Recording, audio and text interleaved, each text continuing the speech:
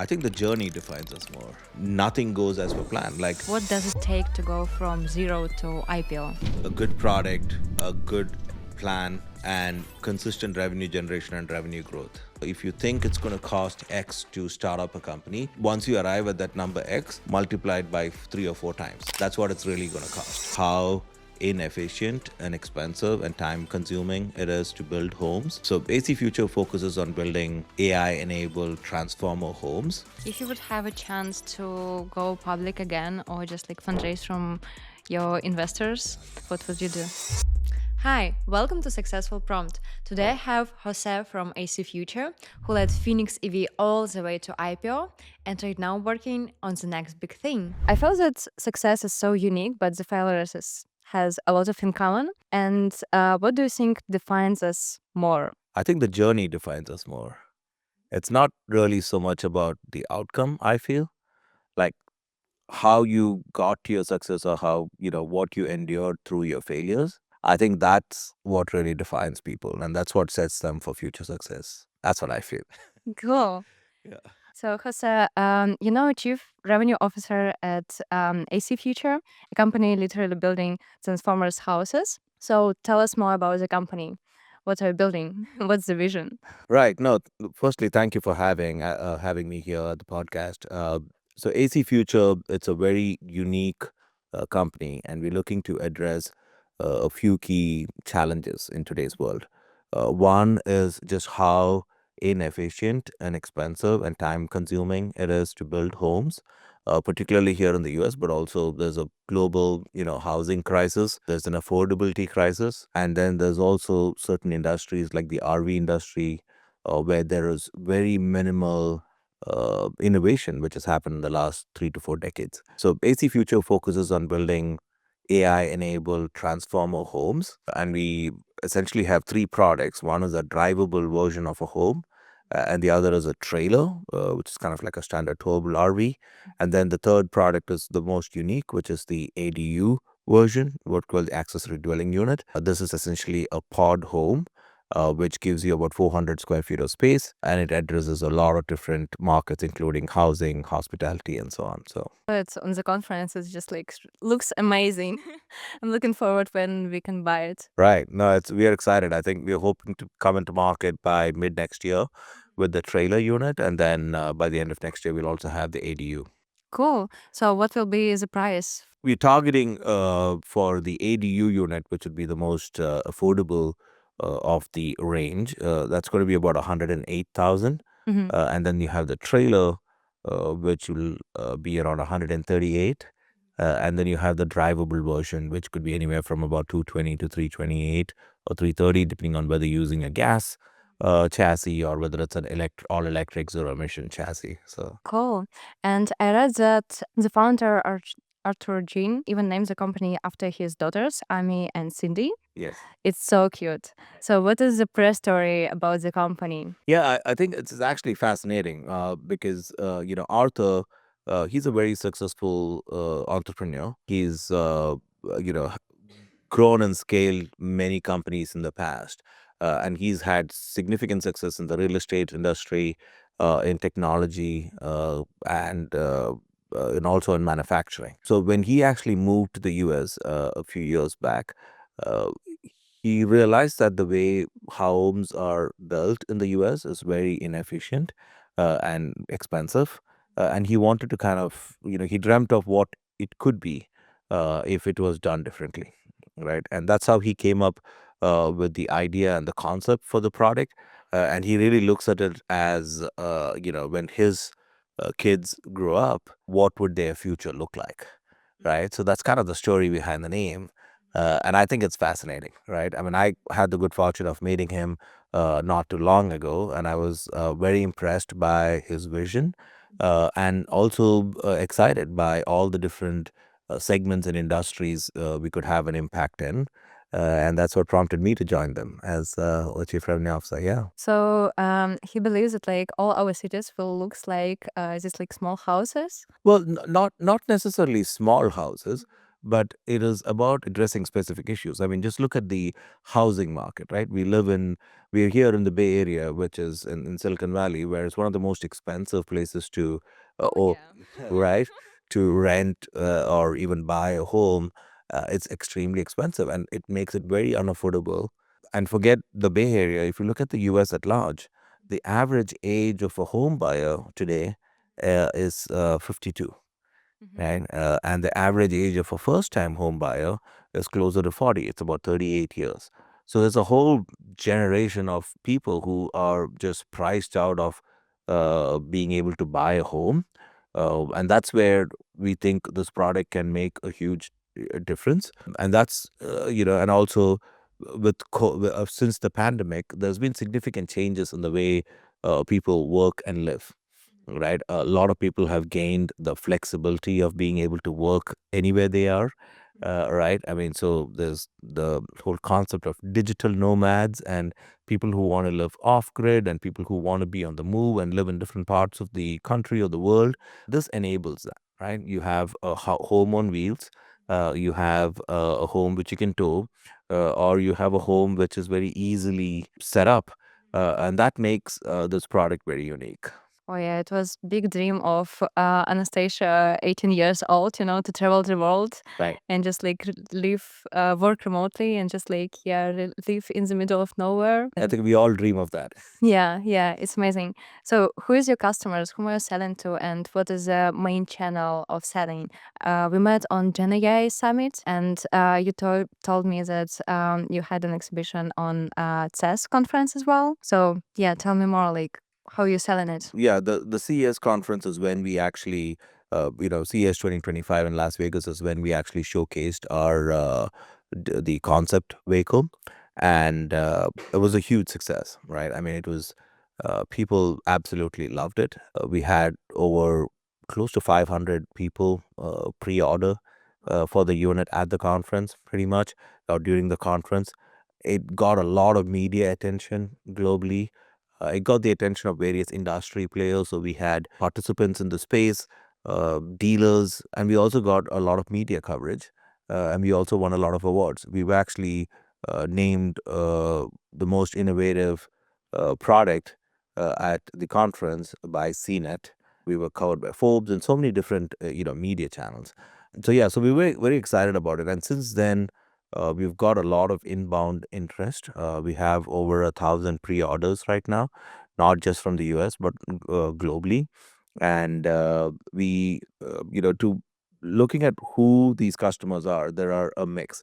There are direct customers, right, who want to basically get a better RV or, a futuristic RV or something which is more comfortable. There are customers who are looking at this as a great ADU solution. And then there are customers, whom we are having conversations with who are looking beyond that. B2B customers. There are customers who are in the real estate world who want to use this as a new housing concept. There are customers who are in the hospitality segment who want to use this as an Airbnb or run a boutique hotel by deploying, a large number of these units. And then you have, we had just at the Gen AI Summit, we spoke to some people who are like, hey, we would love to have a toned down version of this to address housing crisis in places like, developing markets like Africa and the Philippines. So there's a lot of different applications for it, right? So our customers vary from like being a young person who's looking at a home to it could even be a retiree who's looking at a mobile, living space. Like we spoke to somebody recently who is a single lady, and she essentially likes to live in a mobile home and travel all around the country. So there's a lot of different applications, right? I mean, I spoke 2 weeks back. I was actually, at my daughter's equestrian classes, and then there was this young gentleman who came to the class, and we started talking. And he's a pilot, and he's waiting for you to get secure his final licenses, but currently working as a simulator operator. And he was asking me what I do, and I showed him what AC Future does. And he was just so excited. He's like, I really would love to get something like this and just live in one of these things. And he was telling me how he's been trying to, thinking of buying a home, but it's just so expensive and so unaffordable and unattainable. So I think it's a varied mix of customers we'd be targeting with this. Cool, cool. Yeah, exciting. So before all of that, you had a corporate job in FedEx, right, in Dubai, I did. as a brand advisor. And then in 2014, your daughter was born. 2012, yes, And it's triggered you and your wife to start your own startup, Baby Sensory. that's right. So tell me more about it. How is it? Like, from what did you start? I think it was a very exciting time for us. I was working at FedEx in Dubai. FedEx is a great company to work for. And that role was very exciting because FedEx in Dubai at the time was a regional headquarters for over 70 countries.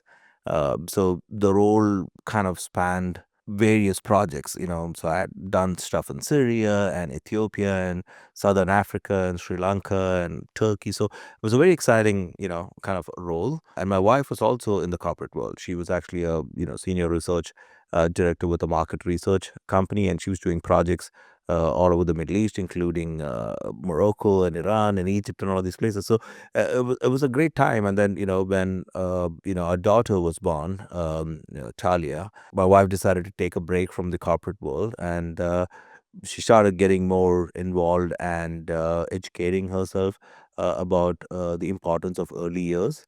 And she realized that there is so much which happens, and so much that can be done to enable a child's development in the early years. And she started discovering, reading books, discovering various programs, and we came across these very well-researched, scientifically developed programs called Baby Sensory and Toddler Sense. They also had a program called Mini Professors, which is, getting small kids to do science experiments, which is fun. So she started taking them for those classes in Dubai. And then we realized that there was a big dearth of such programs in India, where we come from. And after a lot of thought, we said, it probably makes sense to kind of take these programs to India. So we decided to take a break from the corporate world. We moved back to India, and then we set up a company which essentially was focused on bringing these high quality early years education programs to India and the neighboring countries. It was a very interesting experience. I mean, because it was something completely new.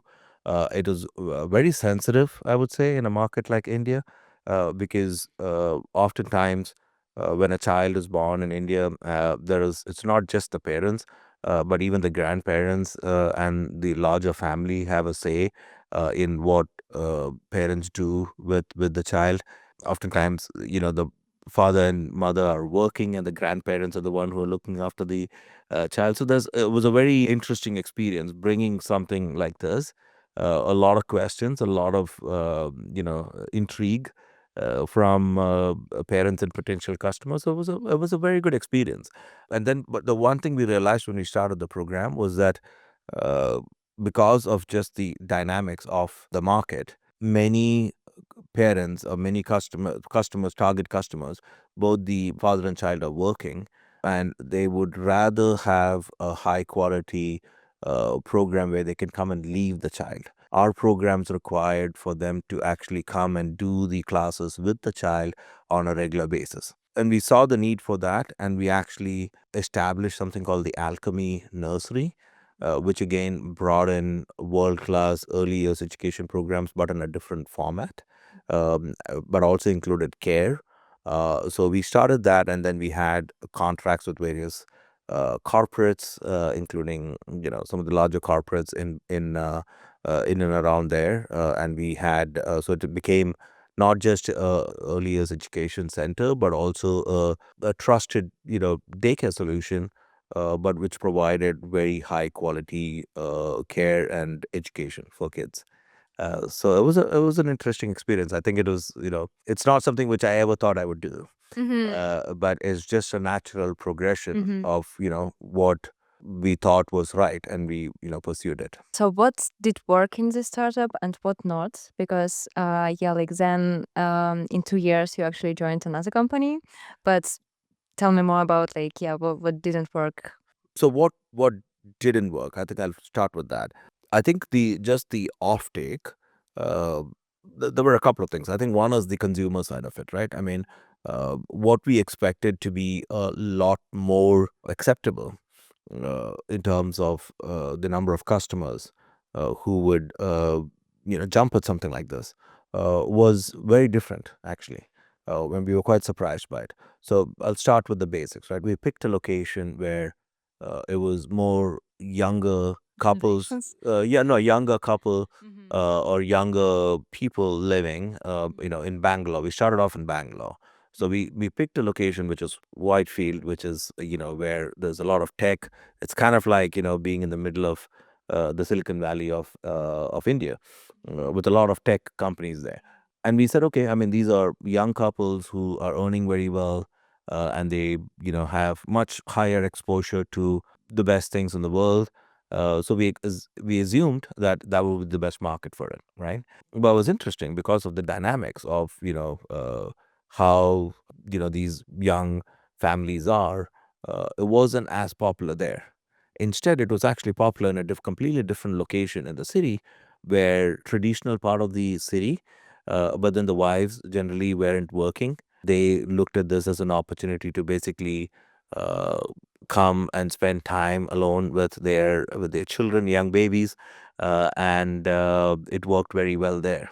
To enable a program like this, we had to invest in a high quality facility, and finding such locations in Bangalore at the time was tough, I would say. Mm-hmm.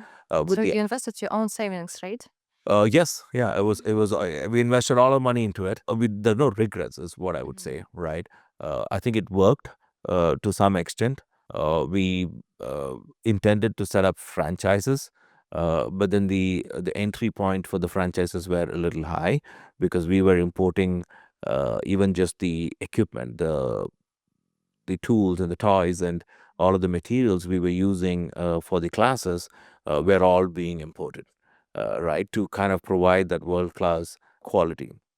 And that made the price point so high. So we were looking at localization opportunities. So it was kind of a continuous evolution of what we were doing. And then we opened a franchise in another city, and they actually still continue to run the program. And then, like I said, we started the nursery, which we felt was was a more popular requirement. And the Alchemy Nursery actually, it got acquired by a French company. Wow. Yeah, a French chain just before COVID. For me, my plan always was to kind of be in it for a couple of years, help with the startup phase of it, and then get back into the corporate world, particularly the automotive industry. I've always been passionate right from when I was a little kid. I've always been passionate about automobiles and motorsports and all of that. So I wanted to get back into that. So when my wife continued to run the business until 2020, actually just before COVID. I mean, during COVID is when we started winding it down in 2020, and then we knew that we had to move to the US because of my work. So that kind of, COVID kind of maybe forced the hand a little bit, but that was always the plan. But yeah, I mean, I joined back into the corporate world in 2016. It was a job which I was asked by this company back in 2010 whether I would like to join them. And I had just joined FedEx, and I didn't want to leave. I was having a good time at FedEx, and it was a great job. So I told them no. So when they realized that I'm doing something on my own in India, and they initially wanted me to join them in a kind of a, not exactly a full time role, but a full time role, but knowing fully well that I'm not going to be necessarily moving back to Dubai or to the US. So that's how the opportunity came about. But it quickly changed. In about 4 months, I was just spending all my time traveling, and and I ended up traveling almost 6 months of the year for about 4 years. Ended up getting stuck during COVID, being the only guest at the hotel I was staying in, and so on. But that was an interesting time. Uh, but again, like I said, there was a lot of learning, right? Managing, I mean, when you're a startup of that nature, and especially when you have high expenses and then you have employees, the one thing we always made sure is that no matter what happens, like there were some times when cash was tight, right? Especially when you're starting off, you're not really generating a lot of revenue. And then nothing goes as per plan. Like a friend of mine, told me, hey, if you think it's going to cost X to start up a company, once you arrive at that number X, multiply it by 3 or 4 times. That's what it's really going to cost. Okay. And I think it's true when I look back. We assumed it's going to cost us X to kind of scale. But I think looking back, it cost us almost 3 or 4X. Right. So you kind of, to your point, yes, I mean, we put a lot of our life savings into it, but I think it was very rewarding, I would say. Right. I mean, a lot of people recognized the importance. I mean, it's particularly my wife, when she speaks to customers, there are customers who are like, hey, this really helped my child, my child's development. And, many of those parents are still in touch with us. So that is actually very, very rewarding. All right. Our own daughter, because she was a little child and managing, we always felt like, we're not giving her enough time because we were doing all these things for other kids. But she spent a lot of time at our facility. She's come with us to all kinds of meetings, to the bank, to the customs office when we were trying to import things. So when she was a little child, 1.5 years old, and we would take her along everywhere. And looking back, I mean, I think it was a great experience. Yeah. I feel when you feel this like impact that you helped someone, it just like it's the best feeling ever. Absolutely. And I think, my wife would probably talk because she was kind of, interacting more with the parents. And she was truly driven, and she still is. I mean, she's very passionate about early years education. So my wife Anju, when she talks to parents and when they tell her, she's able to kind of identify sometimes children who need additional help, like some people who have kids who have ADHD, or other developmental requirements. During the classes and during this program, she was able to identify uh, some of these situations. And sometimes these parents are in denial. So she kind of talks to them, guides them, saying, hey, you need to, do something here. And it's better to do it early, and, rather than be in denial. So we've been able to touch, I would say, a lot of lives, and, Hmm. and that was, I think, a very rewarding experience. Before you didn't try to start your own journey and build your own like company or startup, like yeah, like you can compare it with to work for someone, in like corporate job. It's so different. Like you need to manage everything, like all aspects, and It's very demanding, right? It's very demanding. And you need to be so much of a self motivated person, and accountable, right? I think that's the biggest difference, at least. I mean, you're driven by your purpose, but equally you have to be extremely disciplined, and you're trying to do, there's this classic, I would say, like a paradox, right? I mean, hmm you're trying to decide whether you want to hire a lot of people to kind of, so that you can kind of focus on what's important, but equally you need to kind of manage costs. hmm So you end up trying to do a lot of things. You're doing marketing, you're doing HR, you're doing finance, you're doing legal stuff. yeah. I mean, contracts. Same. It is extremely challenging, right? And so it's not easy, and it's not for everyone. Yeah, and it's a lot of like ups and downs, It's like roller coasters and how to I know like motivate yourself and not burn out, like what worked for you. I think having a good co-founder. I mean, in this case, me and my wife Anju, we started it together, and I think there's plus and minus to that, right? I mean, sometimes the frustrations are just so high, but in the end, knowing that you're in it together, I think is your biggest strength. I mean, and a lot of people say, "Oh, don't start a business with your spouse." But again, it really depends. I mean, it really depends, I would say. But in the end, I think having a co-founder, who complements, your skill sets, I think is very, very important, right? And taking help from different people, with people with the right resources, is also very important. Yeah. Yeah, for sure, for sure. So when you joined in 2016 EV, Yeah. Phoenix. Phoenix EV, Yeah. right? So Actually, the electric cars just like started hitting the market, right? True. So, well, what was like the most challenging part, to sell these like electro buses? It was an interesting pivot, I would say. I mean, it's because when I finished my MBA, I got into consulting, and I did projects across industries. And then I did, but like I said earlier, my passion was always automobiles. Like when growing up, I wanted to be a race car driver, right? That's what I wanted to be. So when the opportunity at Phoenix presented itself, I was very excited for it because, it kind of merged two of my key passions. One is, the world of automobiles, but also clean energy. So being an electric vehicle company, it made a lot of sense to me. And I'd done a lot of studies in my previous consulting world about electric vehicles, particularly commercial electric vehicles. And I think that really is the low hanging fruit in terms of achieving the most impact in terms of reducing emissions, right? So when I looked at the company, which is, Phoenix, which had electric buses and trucks. It was an easy sell for me personally, right? But equally, when you look outside to customers, it was not easy. Like you said, it was the very early stages. Thankfully, being in California, which is where our primary market was, I think it was much easier than any other part of the world, I would say. Um, Customers, one, are generally more open to new technologies. The government, and the policies here were very favorable.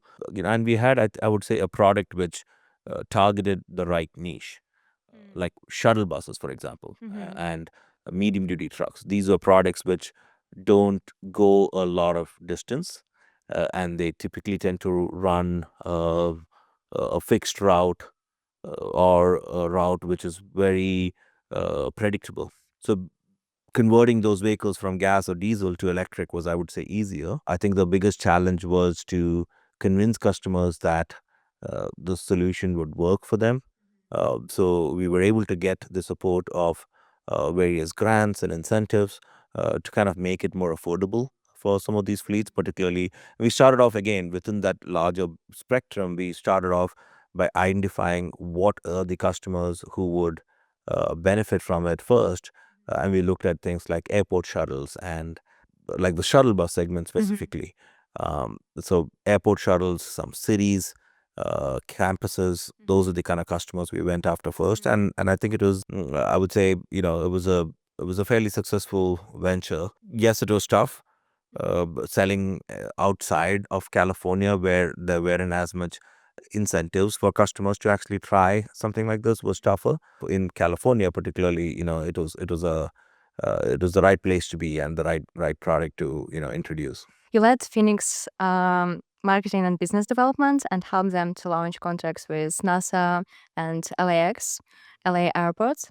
So yeah, maybe some advices how to land big contracts. Yeah, I mean, I think again, I think your product, I think it starts with the product, right? I mean, having the right product at the and making sure that the financials around the product is appropriate for your customer. I think that's the most important part there. Your product has to sell itself, right?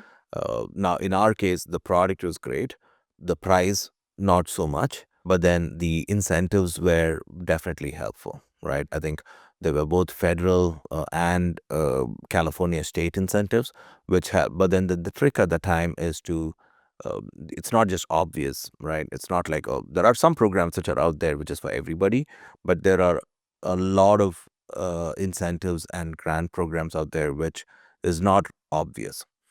So training a team to kind of find those incentives, training your team to find what the pain points are for the customer.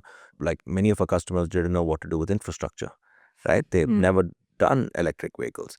So training a team to kind of work with a contractor to understand what kind of infrastructure do they have today, whether they have enough power in their buildings to even deploy chargers, and then working with the utilities, be it Southern California Edison or PG&E, or with the local utility, to kind of make sure that the process of installing or upgrading the panels and installing these chargers are seamless.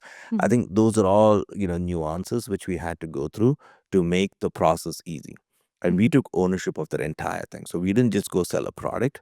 We basically went above and beyond to identify all the pain points which the customer could face to actually deploy electric instead of his or her regular gas or CNG vehicle. That's, I think, what worked for us, right? We kind of provided a full gamut of services. So I think, and also, we take care of our customers with the shuttle bus space. We had a great service team. We provided them on-site service in many cases. We were able to take care of these customers every time they had a problem. There are some customers who still operate those vehicles, which we sold them in 2016. And some of them, have run over 250,000 miles on an electric, shuttle bus, which people don't realize. I mean, people are like, oh, you have to change the battery. There's a lot of, I would say, misnomers or bad information which are there. uh, so that's something which we were able to address by providing a full gamut of services to our customers. What is like three advices to sign big contracts? I would say it starts with understanding what the customer needs, and that doesn't mean just reading an RFP. I think it goes beyond the RFP. Understanding what the pain points of the operators are, understanding of your customer, really, right? Understanding who are the decision makers, understanding what are they trying to solve. Like in our case, are they just trying to solve, like the CFO, for example, right? I mean, running an electric vehicle is cheaper, right? So he can save costs. And for the transportation manager or the operator, he's trying to solve for things like reliability, having better operating efficiency for and a better experience for the customers. Whereas the sustainability of some of these large organizations are obviously trying to improve the overall carbon footprint, right, of their operation. So understanding what each of your stakeholders need, I think, is one of the knowing that there are multiple stakeholders in every purchasing decision and understanding what each of those stakeholders need is, I think, very important, right? And you're selling not just once, you're selling multiple times to all of those people. It's like chain on decision makers. There's a chain of decision makers, and sometimes you don't see them. You might just go talk to one guy, but then internally the decision is taken by multiple people, and each of them take the decision on various different factors. So understanding that, I think, is very important, right? I mean, I think, I would say that really helped. And again, we were a small team, but we were a team which worked very, very closely, and sometimes being patient and working with customers much before. I would say that's the second thing, working with customers much before they're taking a purchasing decision. Like some of these customers, we were talking to them almost 2-3 years before they actually took a decision, Wow. right? Okay. Because again, it's a new product, it's a new concept. We had to educate them, right? We had to tell them, meet them multiple times and tell them uh, why this would work for them, do demos, right? And do all of those legwork before you actually win the contract. So it's a long process, but you have to, keep that cadence going in terms of interaction and work with them much ahead of when they're going to take a decision. And that might be actually unique to, commercial vehicles, because purchasing decisions are not something which they take on an everyday basis, right? They tend to, there is a cycle, right? I mean, they buy vehicles maybe every 4 years or every 5 years or every 6 years. So it really depends on all of that. And it goes, that's holds true, I think, for various commercial vehicle applications, I would say. There's a saying, I mean, I think a friend of mine actually says a saying from the Bible, actually, you know, uh, make your house, keep your house in order. And I might be saying it wrong, but essentially it basically says keep your house in order, so you're ready when the Lord comes. That's what he says, right? Essentially, but the way I see it, in terms of normal course of life, is make sure that you are running a good operation, working on your product, building a team, working on basically making sure that you're ready for the opportunity, right? You can't scramble at the last minute. Mhm. right? You have to be ready for the opportunity, and that's very Mhm. important. So let's tell the story about IPO. So in 2022, the company got public, right? And I believe it's like the dream of a lot of founders. So how did it feel? It was amazing. I think uh, it is probably one of the most proudest moments in my corporate career. Yeah, for definitely. It was definitely a very rewarding experience. I mean, I think again, it's there's multiple layers to it, right? I mean, just the fact that you were able to do it and witness it, right, at Nasdaq, and I had my family with me, wife, a lot of us who worked on it. We were able to take our families there and to celebrate that moment and ring the bell with them. I think was very very rewarding and something probably I would never forget.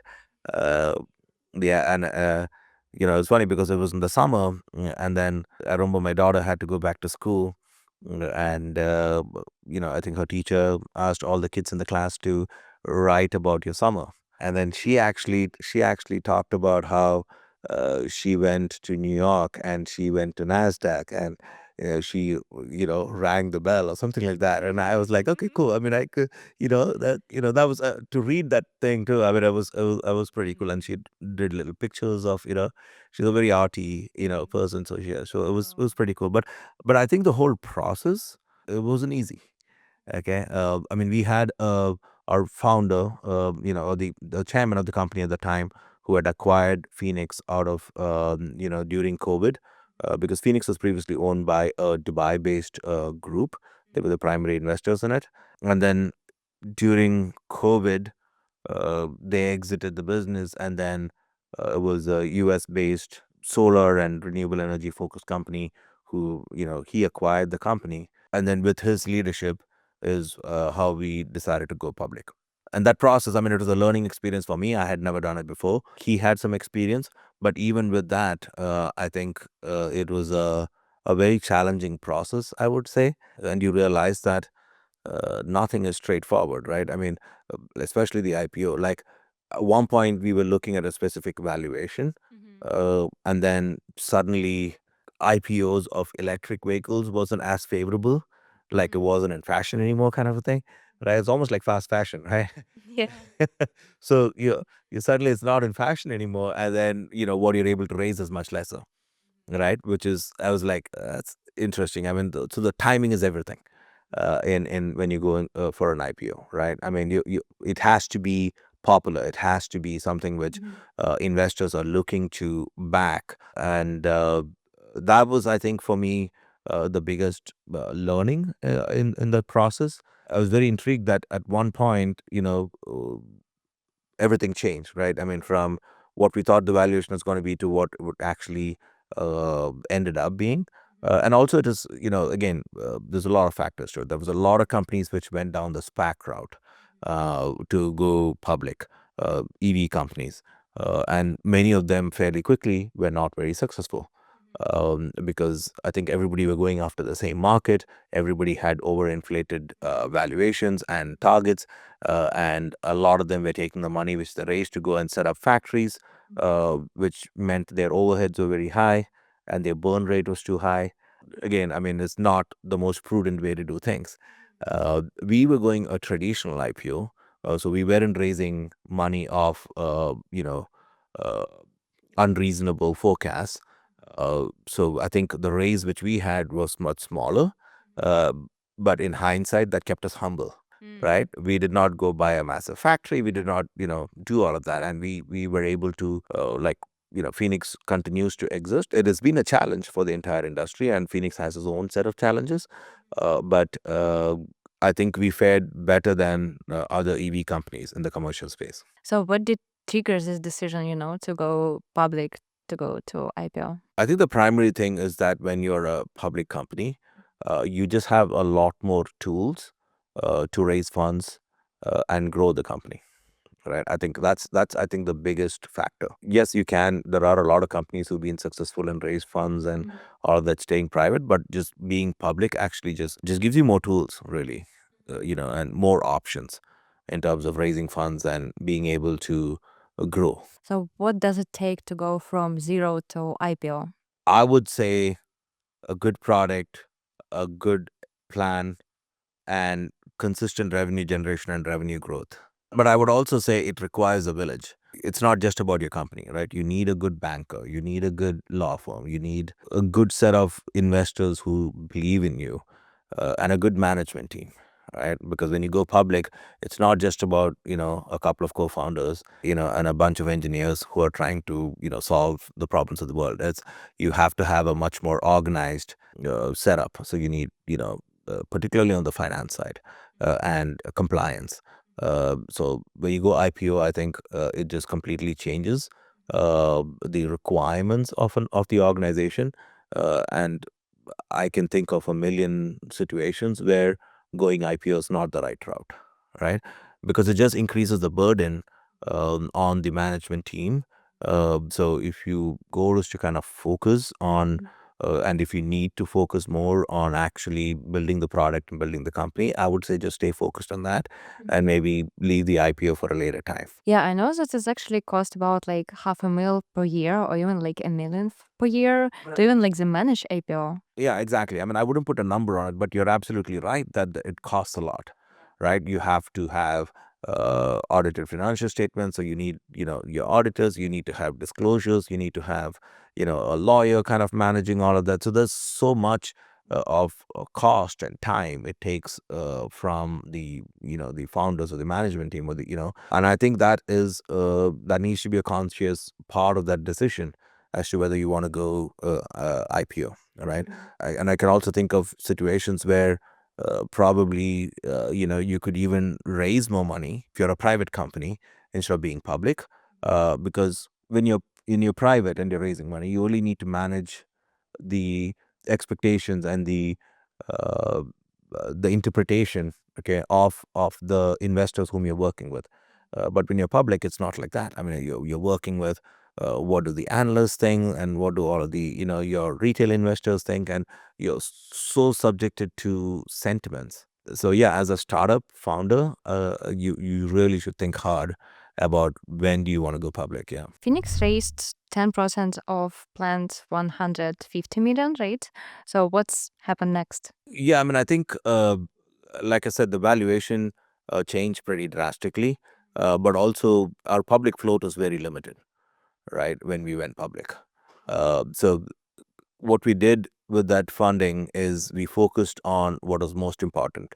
Like originally, we had plans for the light duty segment with under the Edison Future brand, and then we had the Phoenix Motor Cars brand, which is supposed to be for commercial, vehicles. So we decided to focus on the commercial vehicle side, and we, kind of slowed down on the Edison Future side. So we had to make some adjustments, right, in terms of what we're focusing on. Like I said earlier, we kind of stayed focused on what we knew was immediately revenue generating and, brings in profits and pays the bills and all of that. So that's what we focused on. And then over time, like in 2024, like a year later, basically 2023, there were a number of companies which were kind of going out of business, and we started looking at what are our opportunities for growth, and to acquire technology and markets at a more optimized fashion. And that's how we actually started looking at acquisitions, and we ended up acquiring a company called Protera. We acquired their bus business out of bankruptcy in early 2024. So Protera was the largest electric transit bus manufacturer in the U.S., and perhaps one of the largest in the world outside of China. And they had about 1,100 or 1,200 buses deployed already with pretty much all the large transit agencies.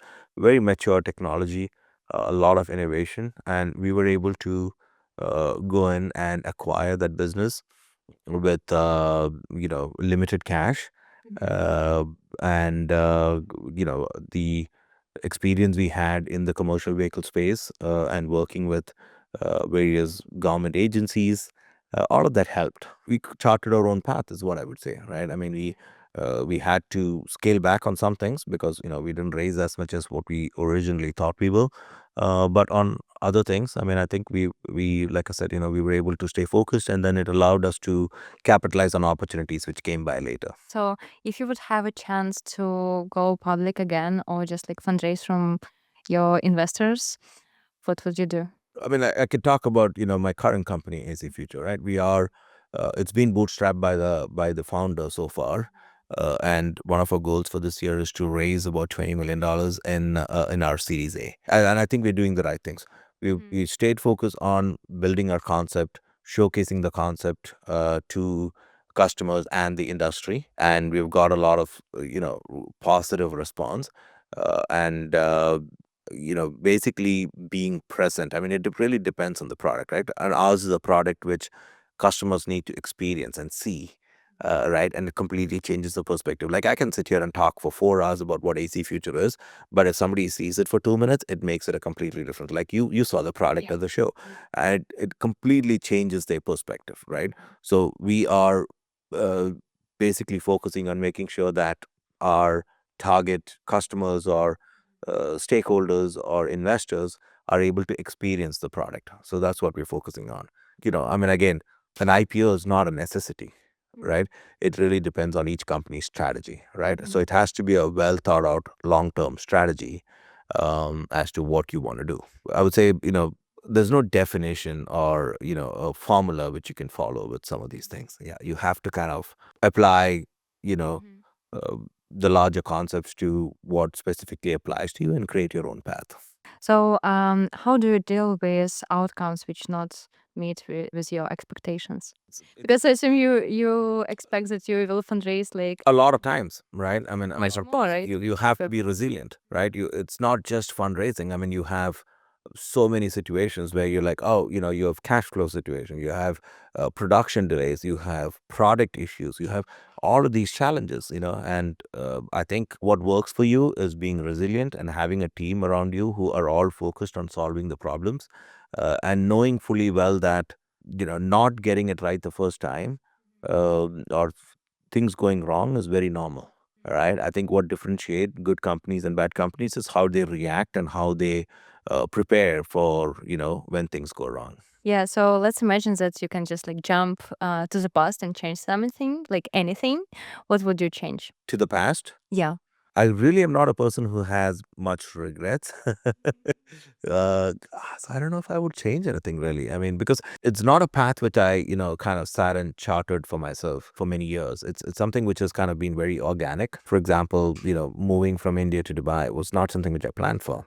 It just so happened that, I mean, the company I was working for at that time, which is a research and consulting company called Frost and Sullivan, they were actually opening an office in Dubai, and one of the regional head actually asked if I would move, and I looked at it as, I mean, initially I wasn't very keen because I didn't know much, but then I said, okay, it's a new market, it's a new opportunity, and I said, why not, right? So, and I took it, right, and then when I joined FedEx, for example, I had no clue, because I knew FedEx delivers packages, and I thought, okay, it's a package delivery company. But when I joined the company, I realized that it's one of the best companies to work for, and it is rated as one of the best companies to work for.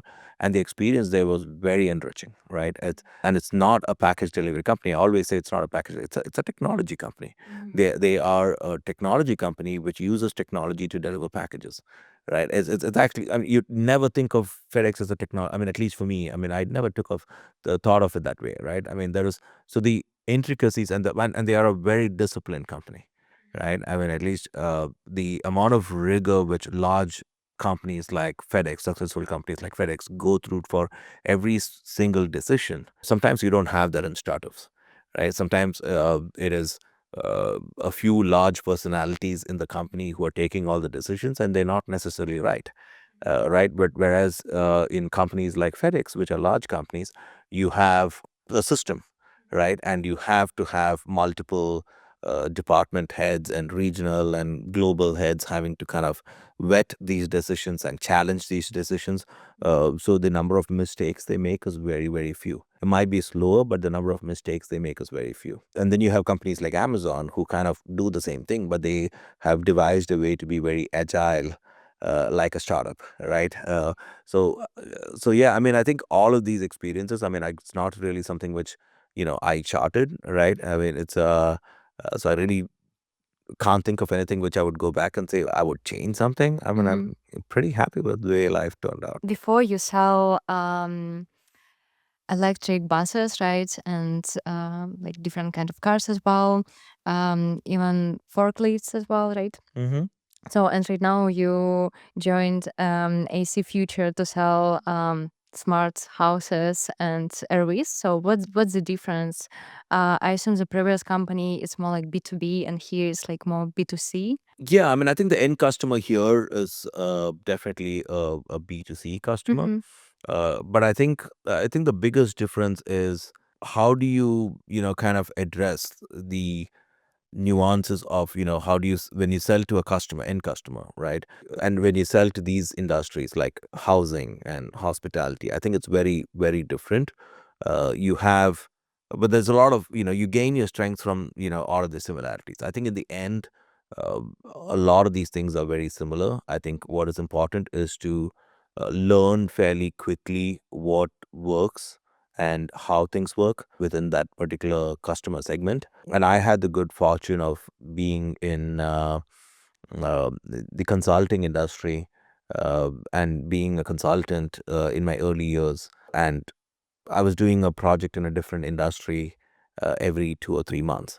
Right. I mean, the first company I worked for right after my MBA, they were a boutique consulting company in India. And every single project was in a completely different industry, right? I mean, I did projects in automobiles, I did projects in tech, I did projects in bitumen, which is used to, tar roads. I did projects in chemicals, I did projects in textile processing, chemicals, uh, all kinds of industries, right? Or heavy machinery. I did a project on heavy machinery. So every few months, you are learning the nuances of a new industry, right? All inside one company. Yeah, because you're a consulting company, and it really depends on what your customers are asking for, right? I mean, so we had a client who they were trying to bring in a product called skid steer loaders, right? Which is a small multi-purpose heavy, not a heavy machinery, but a construction machinery. But you could have different kinds of attachments. You could use it for gardening. You could use it for construction. You could use it in a warehouse. Not warehouse, maybe not, but a lot of different applications. Material moving applications, I would say. It wasn't a product which was popular in India, and this large one of the largest heavy equipment company wanted to know whether they could enter it, and I had no clue what it did or how it looked, but you had to learn quickly, and then you go and talk to probably like uh, 70 100 people and understand that market and get all of the data, review all of the numbers, and then do analysis not just within the industry but macro analysis in terms of what works and what impacts it. So and then when that project is over, then you're doing something completely different on, like I said, let's say bitumen, where I had to do a study in the usage of bitumen and the trends and the decision making by especially by public works departments in the northeastern or the eastern part of India. So I actually traveled to about 9 states in India and met with the public works departments in each of these places to try and understand how they procure and process and this is the decision making process, right? So each thing is different, and then you were working with a large European tech company, and we are talking to banks about security systems and technology secure like IP systems and security systems, and so you really are learning every single day, right? So for me, switching from one industry to the other is not very difficult. Uh, I mean, in this specific case, moving from Phoenix to AC Future is I think there's a lot of similarities, right? Because there's a mix of electric, there's a mix of autonomous transportation, there's a mix of medium duty or heavy duty, vehicle chassis which are being used. So there's a lot of overlap, but of course there are some segments which are completely different. So it's not that difficult. Yeah. Yeah, I fully agree. You need to be like flexible enough. And I remember when I worked on my like another startup, it was Fashion Plus AI. I did know nothing about like tailoring, but I just like took the courses, to deep dive and to understand how like to tailor the dress or like t-shirt or like yeah the clothes. And yeah, if you need it, you'll get it. Right, exactly. I mean, I think the basics are, the same, right? I mean, you need to understand what the need is. You need to understand who your users are. You need to understand who your stakeholders are and how the system works. I'm fairly new at AC Future and I'm learning every single day. Yeah. So what about AI in this space? AI is again something which is evolving, right, every single day, and the definition of AI is evolving. I mean, I was at the Gen AI conference, and then there were terms which I heard every single day, which I didn't understand at all, and I was sitting and googling, through these conferences as I'm listening to these people. I'm like, what are they talking about, right? I mean, but I think the application in each segment is different, and what I think the applications are today is probably not the applications 2 weeks from now. But I think for us at AC Future, the way we're looking at it is three different ways, right? One is we are bringing in robotics and mechatronics, enabled expansion technologies, which allows for these, our products to expand in living space from about 190 square feet to about 400 square feet at the touch of a button, right? So which it makes it very easy for people to deploy and then makes it very flexible, right, in terms of the use cases. So that's one level of automation and tech we are using there, and then you have the all our vehicles and all our products basically have solar panels on the roof, and also will have the capability of generating water. So we are adding a layer of AI there, which would allow the users to adequately measure and predict their usage. And, like, for example, basically the AI layer would allow you to predict how much water generation and solar power generation is possible based on weather forecast, based on your location, and then analyze how much, your usage patterns, and then also predict how many days could you potentially live off grid, and then whether it'll also suggest whether you could make modifications to your usage to kind of maybe achieve a longer stay. There's a lot of different things which it could do. And then on the some of our versions, like the trailer version, will also have a bit of autonomous driving capability for the trailer, and maybe eventually for drivable also. So you can just like I don't know chill on the sofa, and someone will just like drive you to the next That's the destination. goal eventually. Yes, absolutely. I mean, if you ask our founder, he'll probably talk about more, the wilder ideas about, it flying and landing in water and all of that. I mean, but I think eventually, as the industry evolves, there's all of those technologies which, as it matures, we'll introduce those technologies. But right now, we're focusing on the trailer, allowing it to kind of, self tow and also have some level of auto hitch facilities. So there's a lot of different levels, I would say, of autonomous and AI technology which are implementing. How do you see the future of AI homes and vehicles? Like, do you feel that I know just like smart cities is close enough? And like, what's your prediction? Like, how long it will take to build all of it? I mean, I think again, it's a phased approach, right? There are some technologies which are possible today, right? I mean, in my previous company, we partnered with others to see how we can integrate autonomous driving technologies into our vehicles, right? And we were able to demonstrate it in a limited environment. But you have companies like Waymo and Tesla and others today having fully autonomous vehicles, which It's amazing. yeah, it is. I mean, it's actually fascinating. You're living in the future to some extent, right? And then, as you saw at the show, there are other startups which are focusing on flying taxis and vertical takeoff vehicles, and so there's a lot of different technologies which are available, right? And uh, but then again, like I said earlier, you have to stay focused. You have to, focus on what you can bring to customers today and start generating revenue and, make an impact. And then you bring these new technologies as they mature, right? I mean, because y- that's not our focus, right? Our focus is not to bring in, say, autonomous technologies. Our focus is to bring in homes which are, like I said, which are manufactured, which are more efficient to build, which are quicker to build and cost effective, right? That's our focus right now. Now, it so happens that there are some technologies, like I said, some level of smart home and home automation technologies which are more accessible to customers. So we would integrate those into our products. Yeah, and do you feel that like customers ready for that? Oh, absolutely. Yeah. Absolutely. I mean, it's the feedback we've been getting from customers. I mean, just like founders and engineers dream, I think customers dream too. I mean, I really do think so because, the number of people who came to us at these shows and, as they see these products and the way they imagine all the different applications for these products, it was fascinating actually. Like somebody was like, hey, I want to use this product to create like a mobile office so we can actually go to remote locations and do manage I think it was some sort of a medical services solution, but at the same time provide comfortable living for nurses. And then somebody else was like, "Hey, I want to take this to Burning Man," right? And this is what glamping at Burning Man should be. So customers, I think, when they see a product like this, it enables them to think beyond the status quo today, right? And I think that encourages us. So I think there's a lot of customers, who are ready for a product like this.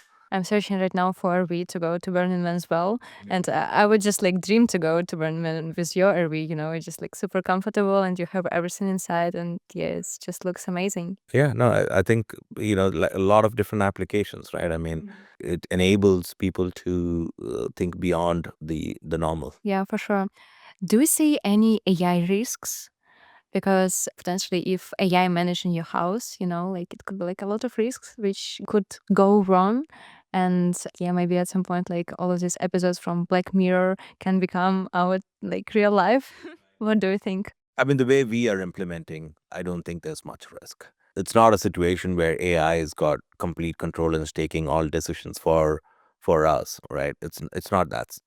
We are looking at products where it basically enables a better quality of life, right? And it enhances the quality of life and the decision making, but it really doesn't take control of anything, right? So at least in our case, right? I don't think that is really even a concern for us. Um, Maybe in the case of autonomous vehicles, but again, I mean, we wouldn't be deploying something unless we are very confident that that it takes the right decisions, right? Like we're not going to allow today in today's conditions an autonomous RV to drive you all the way up to Yosemite or Sequoia or something, and it's not something which is I believe it's not ready. We're not there yet, right? So those are all things which would happen in the future, right? And again, if it really provides that enhanced quality of life to the user without the risks, then we would implement it. Yeah. Okay, but on the whole, just like your thoughts, if AI will like become like super smart species, and decide to take over the world, like what would you do?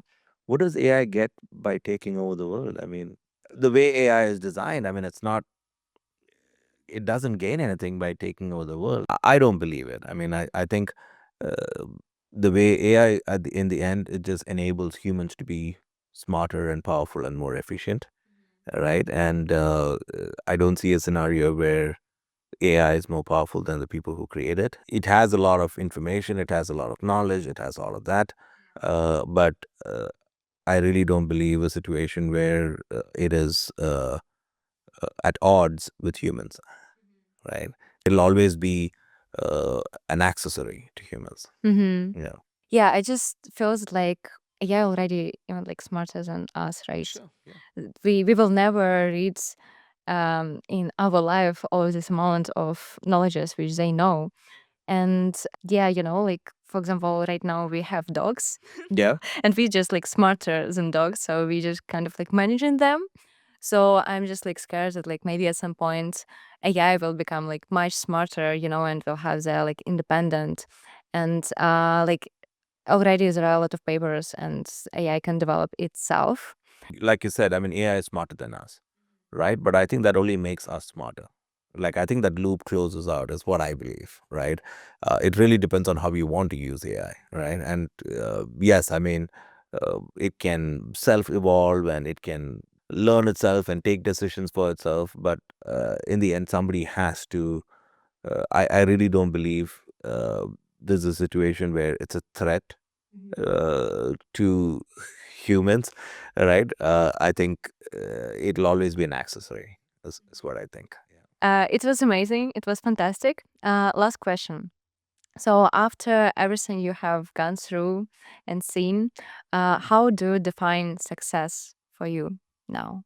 I think success to me is having had the opportunity to impact people's life and utilizing that opportunity fully, right? I think, I mean, when I look at it, I mean, like I said, I mean, my goal when I was a little kid was to be a race car driver, right? But I think life has taken me on a different path. And in each of those moments, we've been able to do things which enabled a better life for people around you. And that's, I think, success. Great. Yeah, thank you so much for coming and be part of Successful Prompt podcast. Thank It's you for nice having having me. I mean, I think this is it was great to kind of sit down and think about all the things you've done and, share the story. So I appreciate it. Thank you for having me here. Yeah, thank you for coming. Yeah. So, what was the first one? Let's come to light.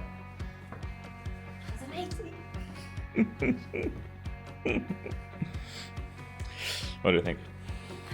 It was amazing. So excited. It was so cozy conversation. And I really just enjoyed it by myself. I'm super excited for more guests. Okay, next time when you will be freaking out and going and running into the circles like crazy, like a squirrel who's trying to find a place. It was me. What you will say to yourself? Just come down and enjoy the conversation. Okay, congrats on the first one. Thank you. Bye.